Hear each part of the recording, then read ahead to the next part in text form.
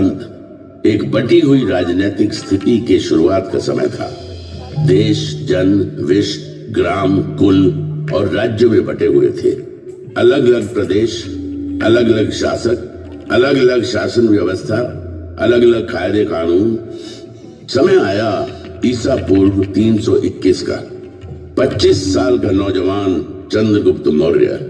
हालांकि राजा नंद के मुकाबले उसकी फौजी ताकत कम थी, लेकिन कौटिल्य जैसे गुरु की कूटनीतिक चालें नंद की फौज पे भारी पड़ी।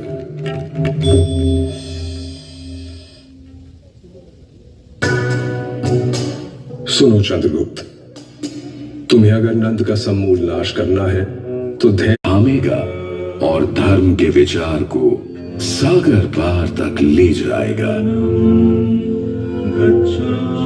भविष्य अशोक की राह देख रहा था।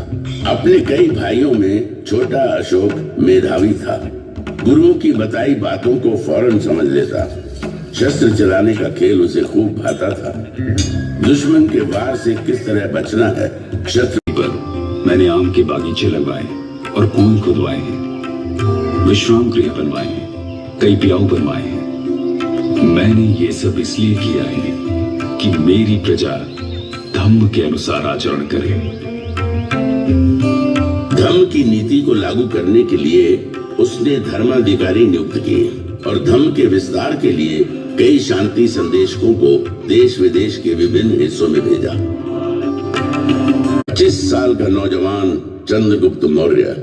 हालांकि राजा नंद के मुकाबले उसकी फौजी ताकत कम थी, लेकिन कौटिल्य जैसे गुरु की कूटनीतिक चालें नंद की फौज पे भारी पड़ी।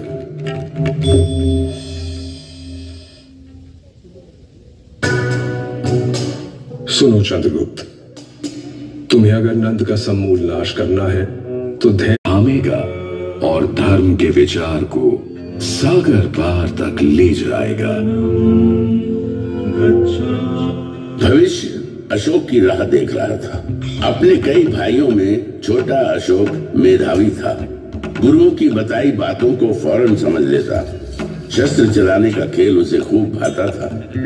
दुश्मन के वार से किस तरह बचना है, शत्रु पर मैंने आम के बागीचे लगवाए और कुएं खुदवाए हैं, विश्राम गृह बनवाए हैं, कई प्याऊ बनवाए हैं। मैंने ये सब इसलिए किया है कि मेरी प्रजा धम्म के अनुसार आचरण करे। धम्म की नीति को लागू करने के लिए उसने धर्माधिकारी नियुक्त किए और धम्म के विस्तार के लिए कई शांति संदेशकों को